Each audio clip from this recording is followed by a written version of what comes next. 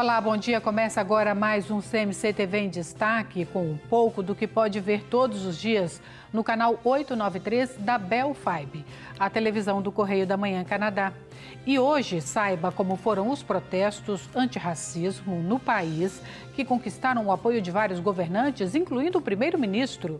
Em dias de pandemia, a economia do Canadá atravessa dificuldades, mas um inquérito mostra que os canadianos estão otimistas em relação às finanças pessoais. E uma pequena canadiana de apenas 10 anos de idade canta como uma profissional e comove os júris do programa America's Got Talent. Temos muito mais para lhe mostrar logo depois do nosso primeiro intervalo.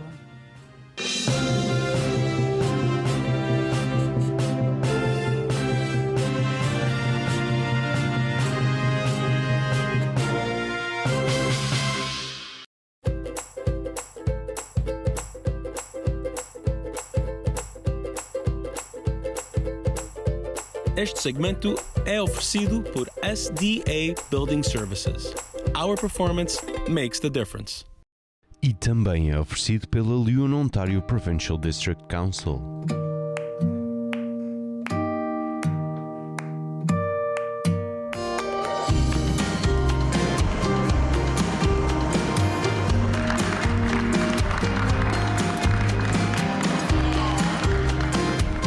I've worked in construction for 40 years. I am, and always will be, LiUNA.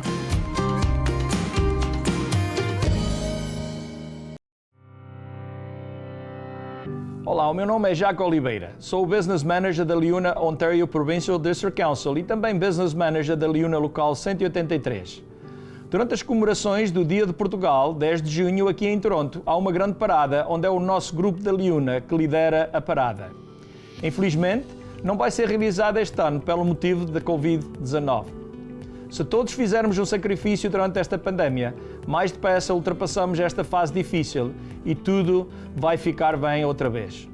Em nome do Conselho Executivo do OPDC e do Conselho Executivo do Local 183, com todos os representantes e funcionários, queremos desejar um feliz Dia de Portugal a todos os nossos membros, seus familiares e à comunidade em geral. O Canadá é provavelmente o país onde reside a maior comunidade portuguesa espalhada pelo mundo. Está bem integrada sem nunca ter perdido as raízes. Para apoiar e projetar de forma correta a vida de mais de 600 mil portugueses aqui residentes, o Correio da Manhã Canadá é a companhia perfeita com a informação necessária. Correio da Manhã Canadá. O jornal português de maior circulação no Canadá.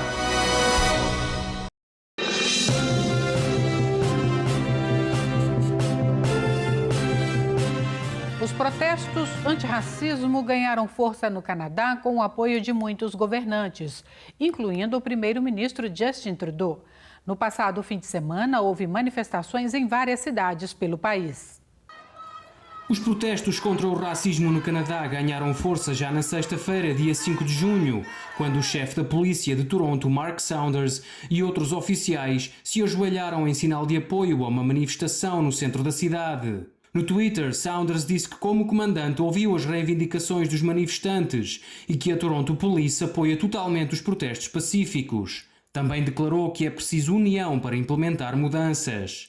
Na capital canadiana, em Ottawa, mesmo sem confirmar a participação numa manifestação próxima ao Parliament Hill, o primeiro-ministro Justin Trudeau surpreendeu ao caminhar entre a multidão, acompanhado de deputados federais e também ao ajoelhar-se em sinal de apoio à luta contra o racismo. Atitude que provocou muitas reações nas redes sociais, principalmente em comparação com a postura do presidente Trump, que tem ameaçado usar a força militar contra os manifestantes. No fim de semana, em Toronto, foram realizadas 2 manifestações pacíficas e sem grandes incidentes, nas ruas do centro, em frente ao Consulado dos Estados Unidos. Em Mississauga, na região metropolitana de Toronto, cerca de 2.500 pessoas marcharam pacificamente nas ruas da cidade. Os protestos contaram com o apoio da Presidente da Câmara, Bonnie Crombie, que recorreu ao Twitter para dizer que é aliada da luta anti-racismo. No Quebec, os protestos contaram com forte adesão nas cidades de Montreal, Sherbrooke e Quebec City. Os manifestantes criticaram sobretudo a declaração do Premier François Legault de que não há racismo sistémico na província. Ao contrário do que ocorreu nas primeiras manifestações, desta vez não houve confrontos com a polícia. E estes protestos já estão a dar resultados. Em Toronto e em cidades vizinhas, o uso de câmeras nas fardas da polícia poderá ser implementado já neste verão. Depois da forte repercussão dos protestos anti-racismo também no Canadá, algumas medidas práticas já estão a ser tomadas. O presidente da Câmara de Toronto, John Tory, afirmou que vai discutir com o Conselho de Serviços de Polícia de Toronto o uso de câmaras nas fardas dos policiais ainda este verão. A rapidez da implementação da medida depende apenas da aprovação pelo Conselho e da compra dos equipamentos.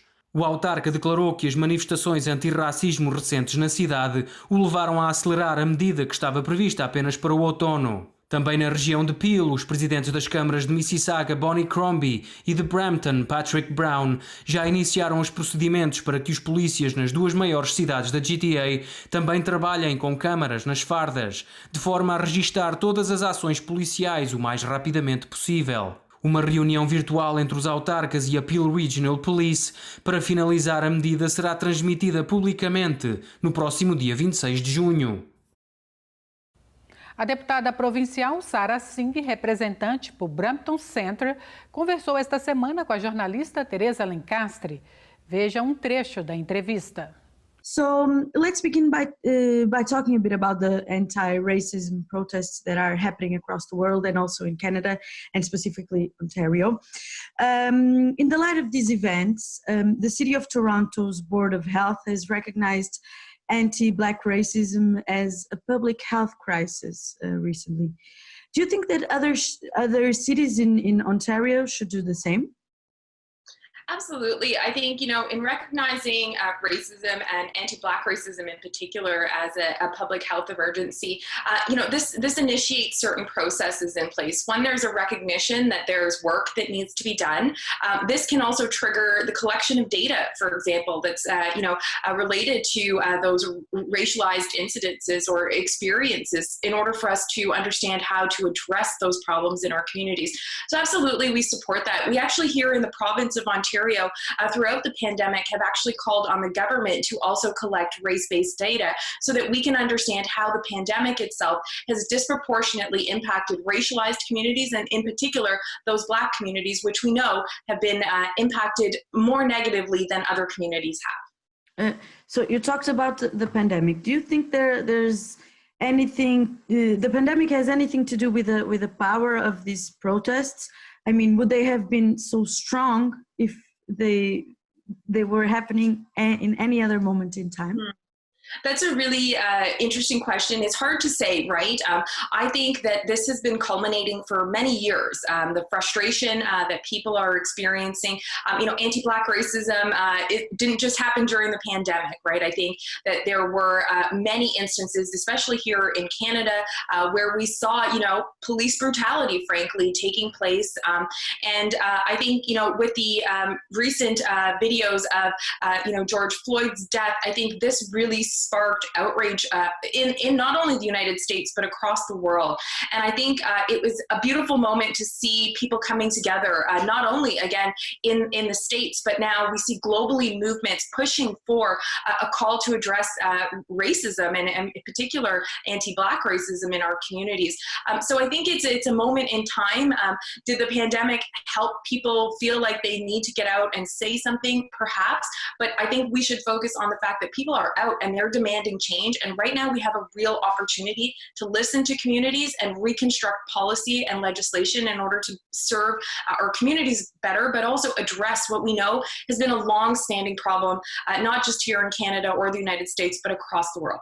Mm-hmm. Would you say that the anti-Black racism in Canada is worse than any other discrimination against minorities, for instance, immigrants? It's difficult to compare. I think, every racialized group is experiencing some form of discrimination or another. We look at our Indigenous community here, through colonization, they've been exploited significantly. And I think there are varying degrees of how people are experiencing that. So it's really hard to say one community over the other is experiencing more. I think that trauma is real and we need to acknowledge that it's happening.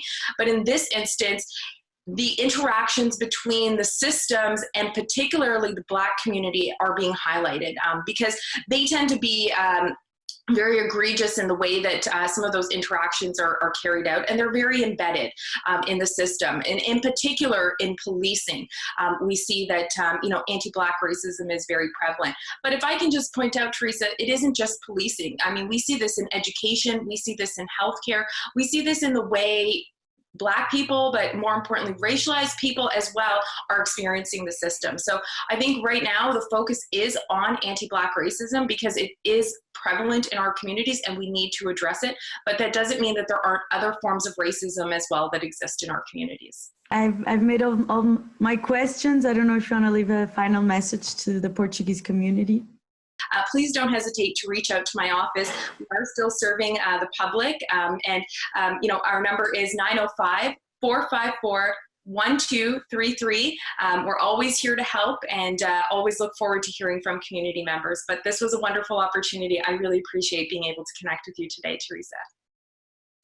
Depois do intervalo, vamos acompanhar mais uma entrevista, desta vez com o deputado provincial Michael Tibollo, do Partido Conservador. E saiba também os pormenores de um inquérito sobre o otimismo dos canadianos em relação às finanças pessoais.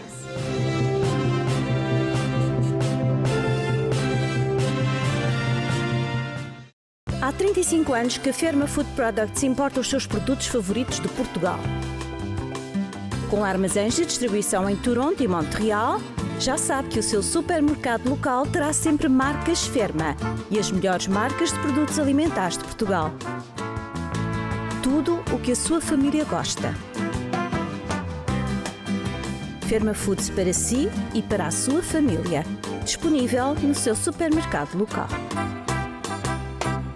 À medida que os negócios reabrem, continue a praticar distanciamento físico e a lavar as mãos frequentemente. Ajude a parar a transmissão do Covid-19. Visite ontario.ca/coronavírus. Pago pelo Governo do Ontário. Na Lota Seafood encontra os melhores produtos portugueses a preços imbatíveis. Temos uma grande seleção de peixe fresco, bacalhau, queijos e enchidos.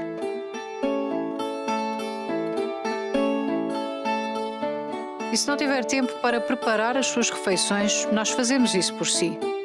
Visite-nos. Estamos à sua espera na Dundas Street West, no 1455. Proprietários e construtores confiam em Senso Building Supplies pela alta qualidade e ferramentas de alto nível. Tijolos, pedra, blocos de cimento, pedra natural, drywall e isolamento. Crie uma atmosfera relaxante. Permacon, o maior fabricante de produtos de cimento para jardinagem e indústria de pedreiros. Senso Building Supplies mantém um serviço superior de atendimento com entrega ao domicílio ou no local de trabalho.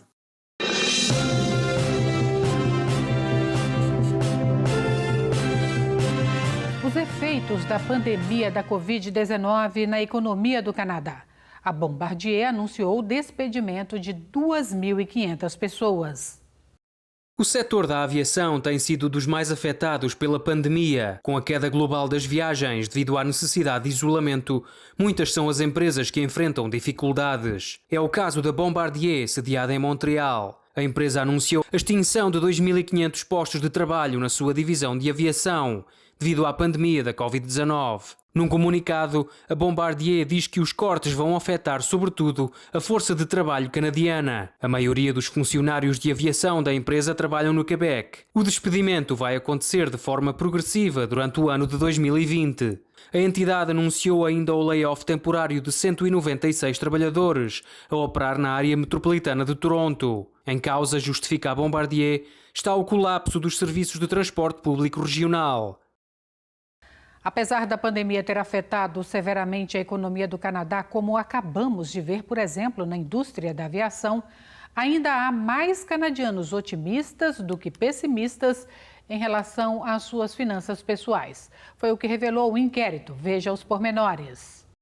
No que toca a perspectivas financeiras, há mais canadianos otimistas do que pessimistas. É o que sugere um novo inquérito do Angus Reid Institute. Mesmo em plena pandemia, os canadianos estão mais otimistas em 2020 do que em 2019 ou 2018. Apesar do desemprego, da incerteza dos mercados ou dos gastos governamentais decorrentes da Covid-19, 30% dos inquiridos consideram que a sua situação financeira vai melhorar no próximo ano.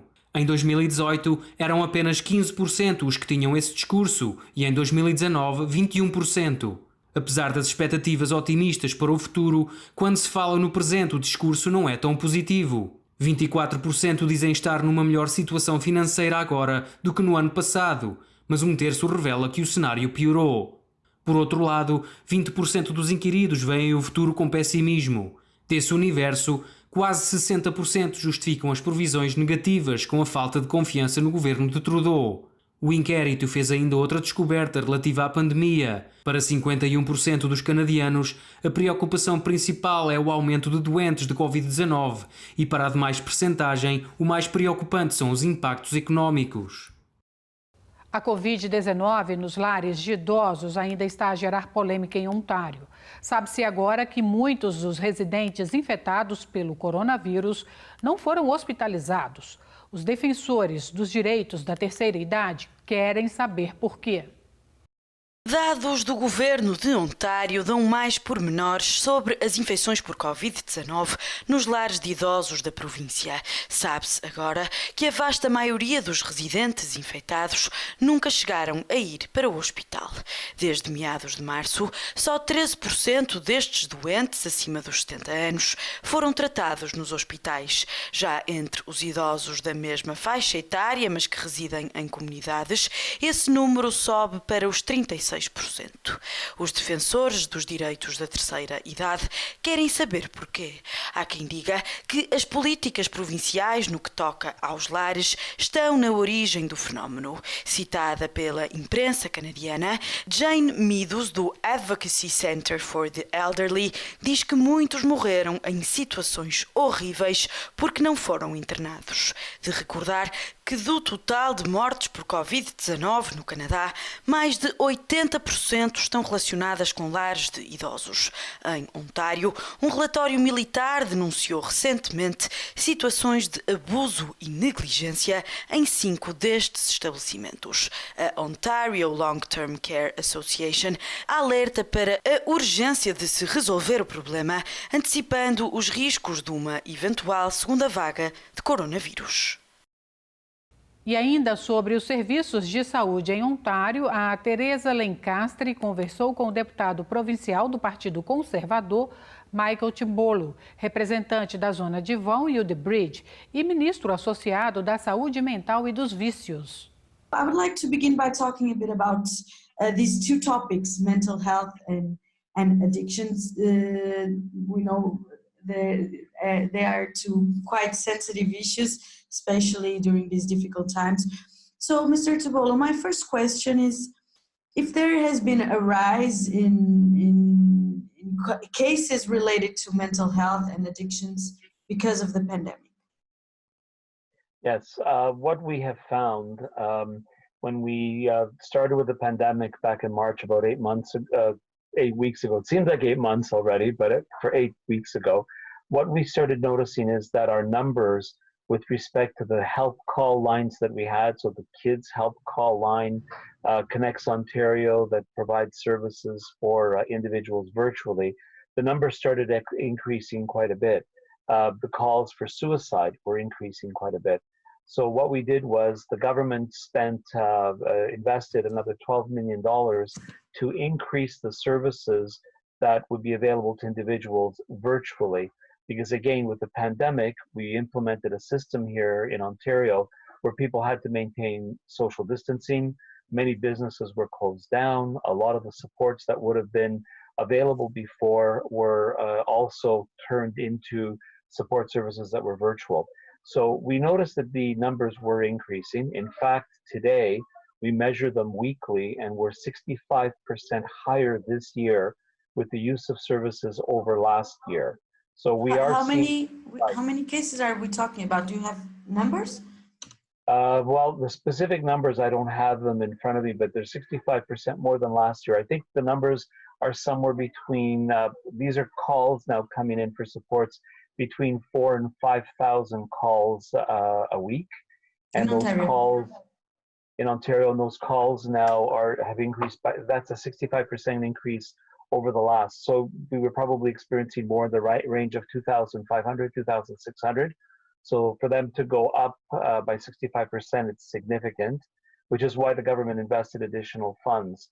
Now, mental health and addictions, typically in situations when people are in crisis, will increase as a result of the fact that services are not there to support individuals. So for instance, we have AA and NA, the 12-step programs that run in the province.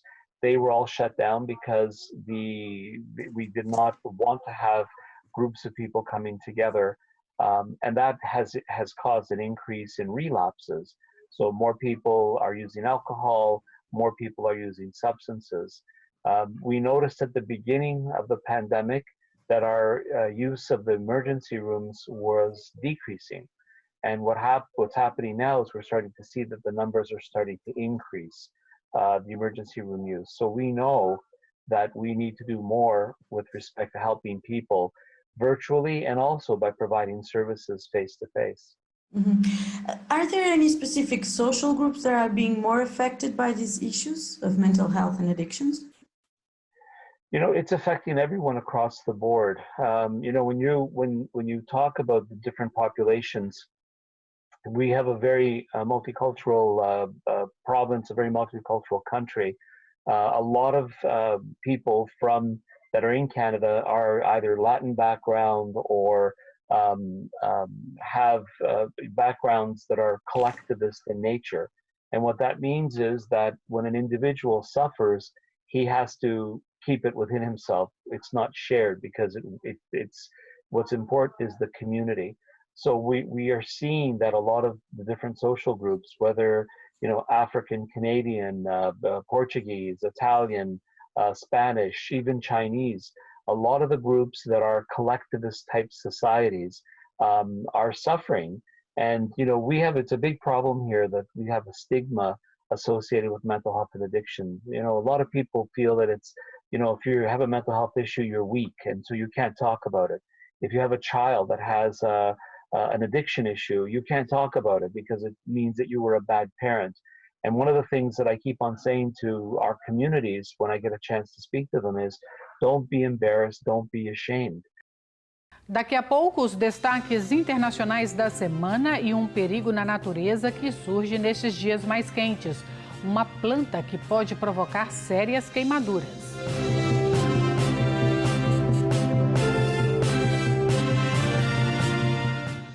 Osler Fish Market, o melhor mercado e armazém de mariscos e pescado. Com peixe fresco todos os dias. Temos para si e para a sua família a melhor qualidade. Nós conhecemos a origem dos nossos produtos. Irá certamente encontrar aqui algo novo e delicioso. Venha ver por si mesmo o Osler Fish Market, no 16 da Osler Street, em Toronto, na Dundas e Dupont.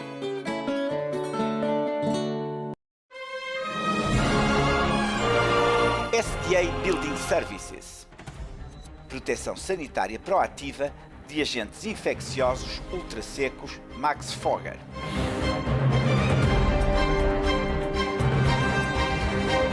Lavagem minuciosa de mãos com soluções antivirais.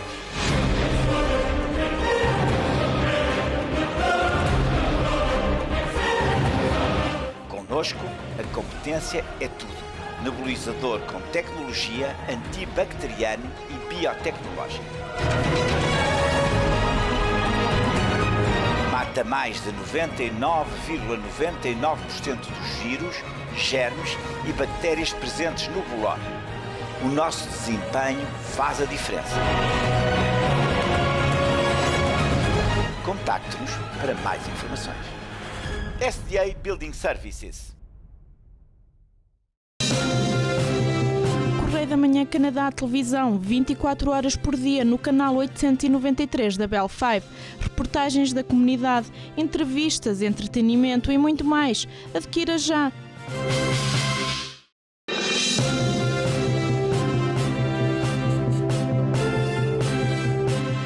Com as temperaturas mais altas, há uma planta que causa queimaduras de 3º grau e que está prestes a florir no Canadá.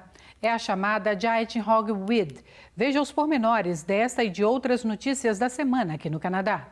Com o calor à porta, surgem preocupações relativas às chamadas hogweeds gigantes. Sem tradução literal para o português, a planta é designada em latim por Heracleum mantegaceaneum e pode causar alergias, queimaduras de 3º grau e até cegueira nos casos mais graves. A planta floresce todos os anos em junho e pode chegar aos 5 metros. É composta por folhas gigantes e aglomerados de flores brancas em forma de guarda-chuva.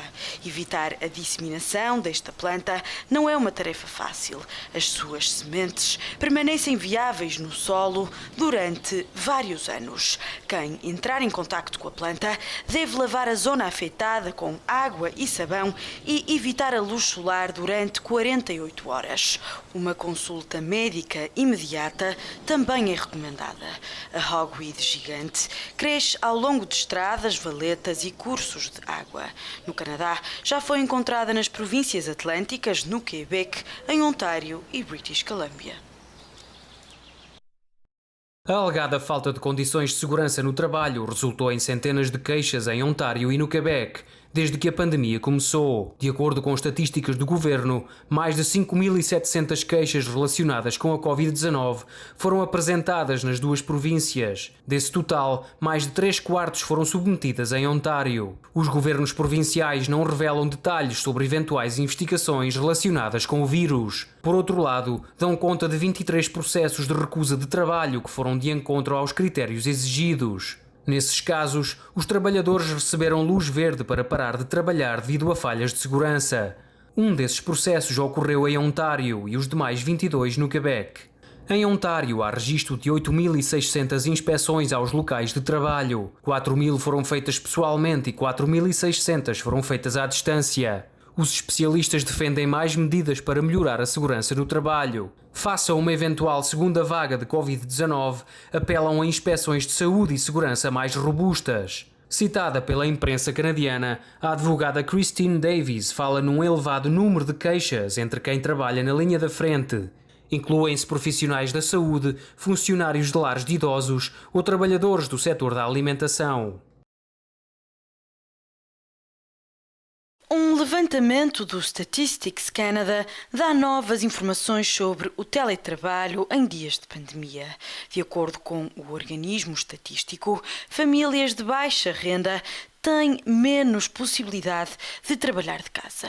O relatório de desigualdade laboral revela que 4,7 milhões de canadianos passaram a trabalhar de casa devido à Covid-19, o que representa 40% da força de trabalho no país. Só que noutros setores, sobretudo os que pagam pior, o teletrabalho não é uma opção. Incluem-se trabalhos na agricultura ou na indústria, por exemplo. No que toca a casais sem filhos, a análise indica que há mais mulheres a trabalhar de casa do que homens. Nessas situações de duplo rendimento, 62% das mulheres estão em teletrabalho, número que desce para os 38% nos homens. Isso acontece, explica o relatório, porque muitos trabalhos tradicionalmente masculinos, como a agricultura ou a construção civil, não podem ser feitos de casa. O uso de máscaras está a tornar-se cada vez mais popular no Canadá. É o que revela um novo inquérito da Ledger e da Association for Canadian Studies, que diz que os canadianos estão a recorrer mais vezes a este método de proteção em diferentes ocasiões. Conduzido entre 5 e 7 de junho, a análise sugere que a adesão às máscaras cresceu de forma significativa em apenas uma semana. 45% dos inquiridos inquiridos dizem usar máscara para ir à farmácia, numa subida de 7% face à semana anterior. 17% para ir ao trabalho, num aumento de 4 pontos percentuais.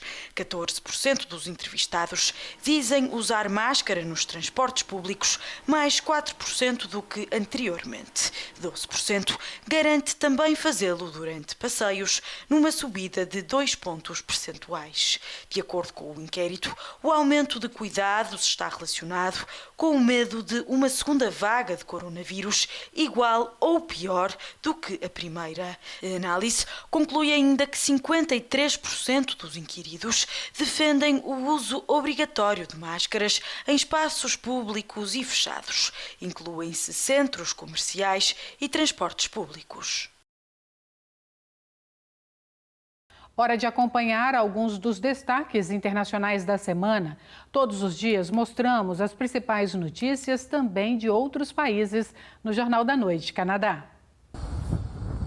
A partir de 1 de julho, o turismo estrangeiro regressa à Espanha e o primeiro-ministro Pedro Sánchez já afirmou estar em negociações com Portugal, de forma a chegar a um acordo para reabrir as fronteiras terrestres entre os dois países. Nas regiões que passam à fase 2, passa a ser possível realizar reuniões de até 15 pessoas, deixando também de haver horários para se fazerem exercícios na rua. Os bares e restaurantes passam a poder servir refeições no seu interior, mas com um limite de capacidade de 40%. Os ginásios e os centros comerciais também reabrem. Já nas restantes regiões de Espanha, que passam à fase 3 do desconfinamento, passa a ser permitido os ajuntamentos até 20 pessoas. Os locais culturais como os cinemas e os teatros podem voltar a funcionar, desde que tenham os lugares pré-reservados. Um deslizamento de terras na Noruega destruiu 8 casas no norte do país. As imagens mostram uma extensão de costa de enormes dimensões a ser arrastada perante a força deste deslizamento de terras. Não houve registro de vítimas na sequência deste fenómeno geológico que ocorreu perto da localidade de Alta, na Noruega.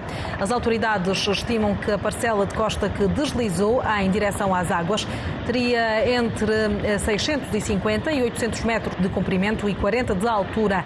Deslizamentos como este podem ser causados por chuvas fortes, mudanças no nível das águas, erosão, atividade vulcânica ou sísmica ou ação do homem. A Força Aérea Norueguesa divulgou imagens do salvamento de um cão que ocorreu no mesmo local.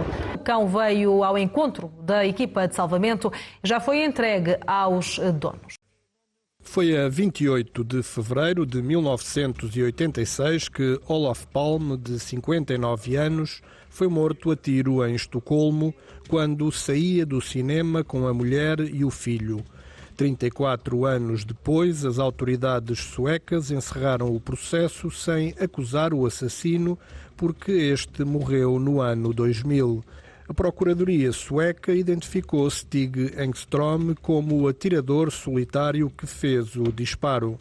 Olof Palme, considerado o pai da Suécia moderna, ficou conhecido pelas posições de não alinhamento face a Estados Unidos e União Soviética durante a Guerra Fria. Crítico do colonialismo europeu, foi um apoiante dos movimentos de libertação.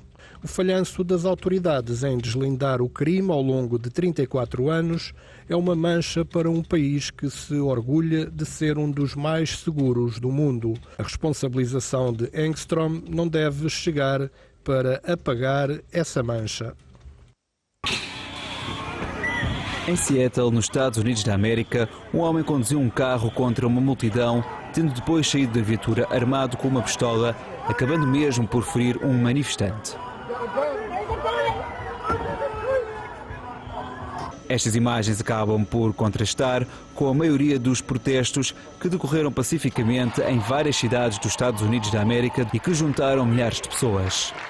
Longas filas e muita confusão marcaram o dia em que os eleitores foram às urnas para votar, não só para as presidenciais, mas para escolher os representantes para o Congresso norte-americano. problemática das máquinas de voto tem sido uma constante nestas eleições e em pelo menos 9 municípios os horários de voto foram estendidos. As eleições estão a decorrer entre os protestos por causa da morte de cidadãos afro-americanos no país e uma pandemia que se espalhou um pouco por todo o território. Take a lot of measures to make sure everybody's safe. They have everything marked. They're not, they're counting how many people are in the building. They all have masks on. Saiba o que foi preparado para o programa Azores em Destaque de hoje. Seja bem-vindo ao Azores em Destaque desta semana. Nós que lhe trazemos mais um pouco de cultura e de gentes açorianas. Andreia Sousa, pintora e escultora natural de São Miguel, terra e costa, que nasceu no Canadá, mas que neste momento vive na Ilha do Pico. Ele que é fundador da Associação Mirateca Arts e ainda do Festival Azores Fringe. Temos também José Sousa, um guitarrista guitarra clássica que é também professor no Conservatório de Angra do Heroísmo. Assista já um pequeno resumo. Eu, quando era mais novo, cantava bastante as musiquinhas que eu gostava, dos Resistência, Pink Floyd, a Queen, mas depois de começar, depois de entrar na escola superior e mais tarde, depois parei. Parei porque eu sabia que não sabia cantar, embora fosse entoado, mas eu sabia que não era muito bom a cantar. Esta vontade criativa já nasceu comigo. E eu desde muito novinha, portanto incentivada obviamente pela minha família, que sempre fui muito ligada às artes e sempre criei.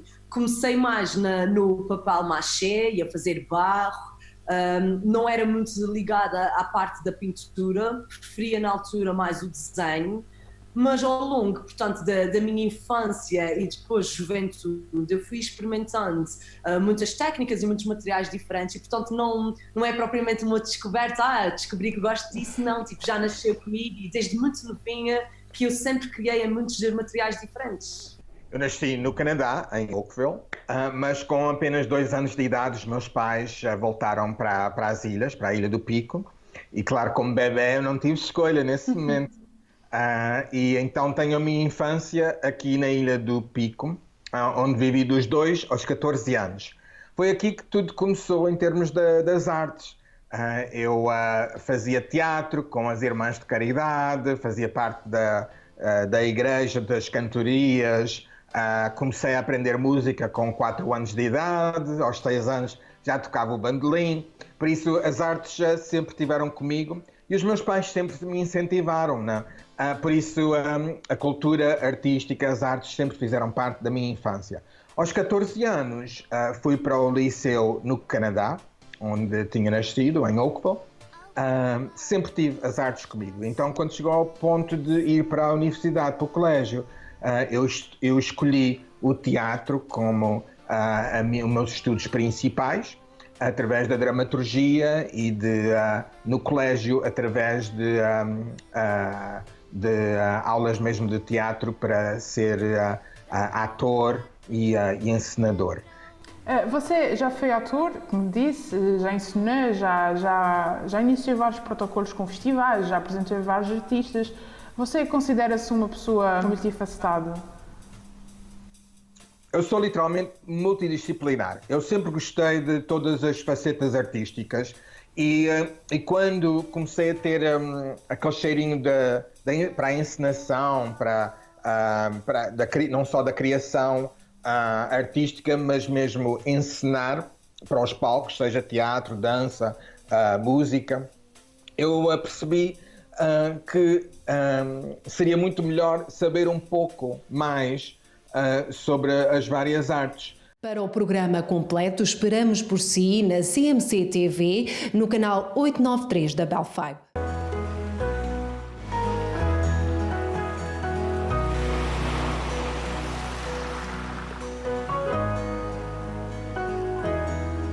O programa completo, já sabe, é a partir das 21 horas no canal 893 da Bell 5 todos os domingos. A seguir, a voz poderosa de uma menina canadiana que surpreendeu a todos no programa America's Got Talent.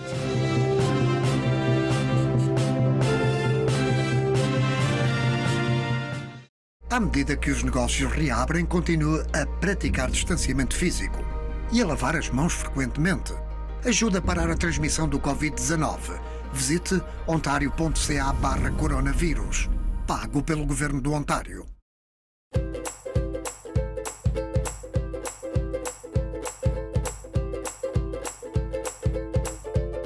Este segmento foi oferecido por SDA Building Services. Our performance makes the difference. E também foi oferecido pela Leon Ontario Provincial District Council.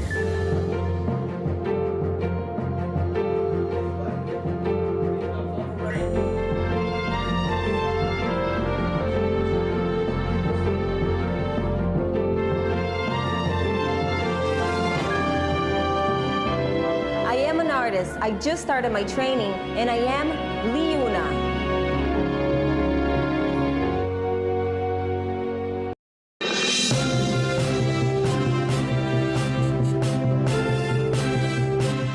Estamos de regresso e vamos já à mensagem de hoje do segmento A Esperança com o pastor Rui Nunes.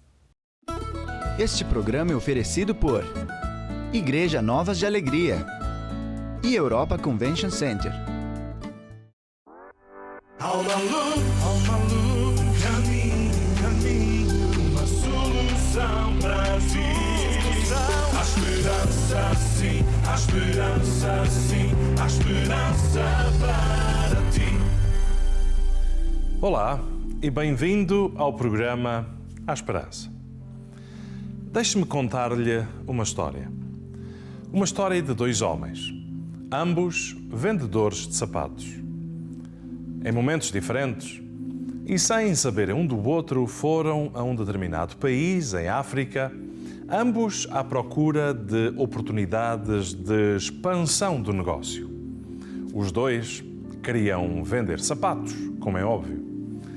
Depois de conhecerem a realidade do lugar onde estavam, ligaram para a fábrica onde estava localizada a sede que os tinha enviado. O primeiro deles disse: "Vou voltar para casa. Foi um desperdício vir até aqui. Afinal de contas, aqui ninguém usa sapatos." O segundo vendedor ligou para a sua fábrica e estava extremamente entusiasmado. Ele disse: "Envia mais gente e matéria-prima para cá, pois temos aqui uma grande oportunidade de negócio. Todos aqui estão a precisar de usar sapatos." Uma situação, no mínimo, caricata. Os dois olharam para a mesma situação, mas com um olhar e uma perspectiva completamente diferente. Um viu um beco sem saída. O outro, porém, conseguiu ver uma grande oportunidade. Como é que aplicamos isto à nossa vida? A pergunta que eu gostaria que refletisse é: como é que olhamos para as circunstâncias difíceis que se apresentam diante de nós? Como é que você está a olhar para as dificuldades que estão diante de si neste preciso momento? Ninguém tem dúvidas de que esta pandemia atual trouxe grande desconforto e mudanças. Alguns perderam o seu trabalho, outros viram a porta do seu negócio fechada semanas seguidas. Desafios grandes, sem dúvida, e que nos esticam ao limite das nossas forças. Mas precisamos de decidir sobre como vamos agir diante destas lutas. Vamos agir como vítimas da vida ou como líderes? Como vítimas das circunstâncias e aí vemos o nosso fim? Ou como líderes que precisam de tomar decisões difíceis, mas importantes para o nosso futuro? Aquele que perdeu o seu emprego talvez tenha aqui a oportunidade de procurar um trabalho que verdadeiramente lhe traga realização e gozo. Aquele que tem o seu negócio é empurrado a reajustar-se, a reinventar-se. E a vida é mesmo assim, cheia de mudanças e reviravoltas que nos obrigam a muitos reajustes e até recomeços. E todos nós, de um modo geral, precisamos de desenvolver essa capacidade de nos adaptarmos a novas realidades. Realidades essas que trazem consigo novos desafios, mas também novas oportunidades. A questão é, Que atitude decidimos nós ter quando a vida não corre conforme planeamos? O que é que escolhemos fazer quando os nossos planos eles saem ao contrário? Alguém que escolhe ter uma atitude de vítima na vida passará o tempo a chorar e a lamentar-se do mal que lhe aconteceu, culpabilizando tudo e todos pelo seu insucesso. Mas quando escolhemos ter uma atitude diferente, uma atitude que assume a responsabilidade de escrever a sua história, uma nova história cheia de aventura, novos desafios, então estou certo de que daremos a volta às circunstâncias e procuraremos soluções neste novo caminho. E embora tudo isto seja um processo que será mais rápido para uns, mais demorado para outros, o importante é que você saiba que você não tem que andar só. Você pode contar com a ajuda de Deus em encontrar novas soluções, novas ideias e sabedoria para a sua caminhada. A Bíblia diz no Salmo 37:5: entrega o teu caminho ao Senhor, confia nele e Ele tudo fará.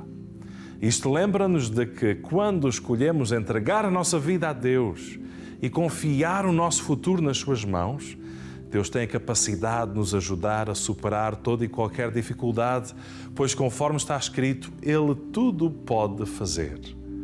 Está escrito também na Epístola de Tiago: se alguém não tem sabedoria suficiente, peça a Deus, que dá a todos de graça, sem humilhar ninguém, e ser-lhe-á dada. Isto ensina-nos que quando a nossa inteligência e entendimento não são suficientes, ou a nossa visão não consegue ver além das circunstâncias difíceis que a cercam, nós podemos e devemos sempre recorrer a uma sabedoria divina e sobrenatural que Deus quer partilhar connosco.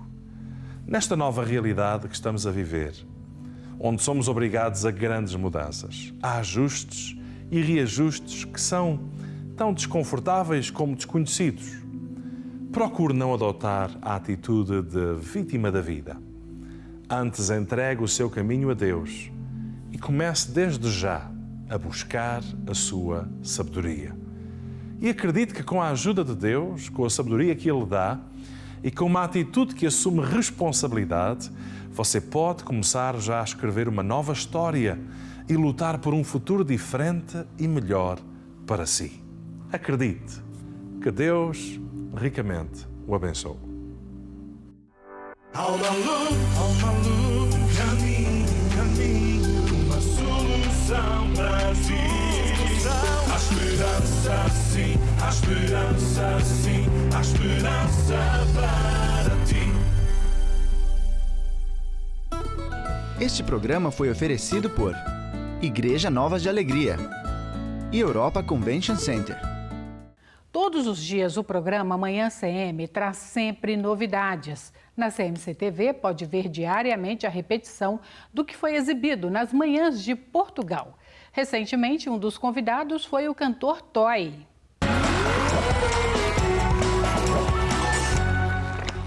Precisamos dele para continuar este programa? É verdade, sim senhora, então, mas o Toy vem, não vem? Um aplauso para o Toy! Chamou o António! Chamou o António!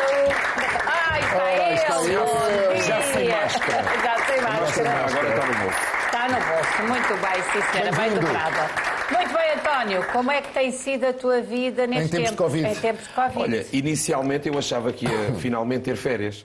Sim, pois, Quando bem vi que precisavas, teria não é? que fazer quarentena, comecei a pensar, olha, vou ter tempo para a família, que é uma coisa que eu normalmente não tenho, para desfrutar dos cantos mais inacreditáveis que a minha casa acabei por descobrir que tinha, e outros sentimentos que nós acabamos por descobrir de estudar com a Bia, uma série de coisas, pronto.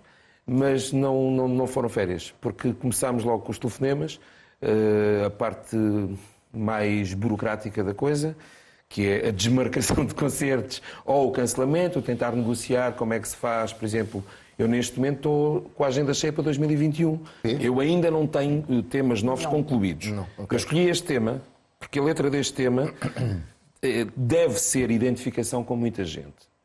Não há lugar para derrotados na vida. Eu gosto muito desta frase. Muito bem. Então vamos a isso. Então Temos que ser todos vamos ouvir o vencedor para começar. Vamos embora. Vamos a isso.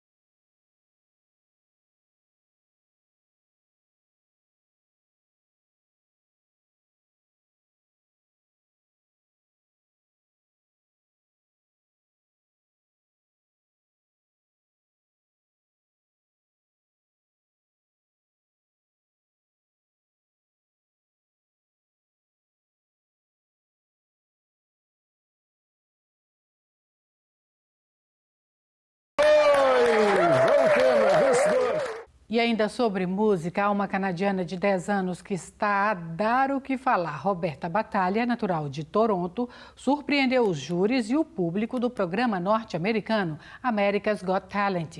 Vale a pena rever a atuação que foi exibida no segundo episódio da 15ª temporada aqui na City TV. I feel like I'm just dreaming, but it's actually real life and I can't believe it. Antes da subida ao palco, não era fácil prever o que estava prestes a acontecer. No programa norte-americano America's Got Talent, uma canadiana de 10 anos surpreendeu o público e os júris na emissão de terça-feira, dia 2 de junho. Sorry. Wow, she's so nervous, though. Oh my gosh. Do you want some water? Thank you. Oh, bud, I'm gonna give you a little water. Would you like some water? Look how tiny she is. She's 10. I have a 10-year-old. She would never get on that stage. No.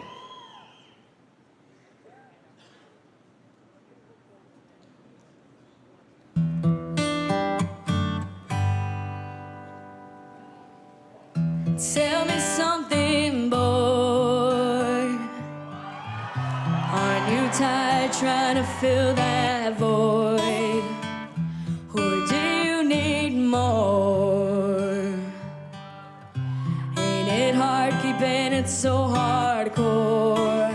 I'm falling. In all the good times I found myself longing. Just shut your eyes for change. In all the bad times I fear myself. I'm up the deep end, watching I'm diving. I'll never meet the ground. Crash to the surface, waking at us. We're far from the shallow now.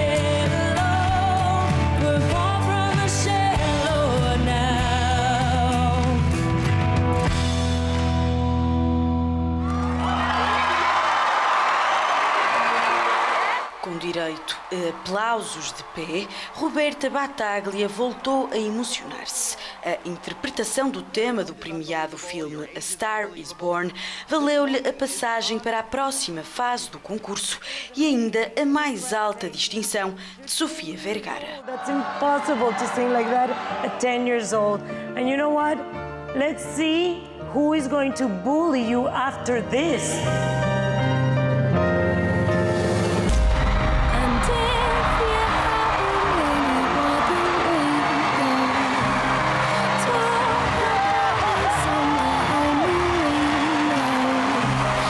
A estrela da série Modern Family premiou a menina com o chamado Golden Buzzer, que só pode ser usado pelos júris uma vez por temporada. A audição foi filmada no início da primavera, antes das restrições da pandemia da Covid-19 terem sido implementadas. O último episódio da 5ª temporada do programa é emitido no dia 23 de junho. Depois disso, começam as emissões ao vivo, à altura em que a canadiana de 10 anos deverá regressar à televisão. Hey, Dad. I got the golden buzzer.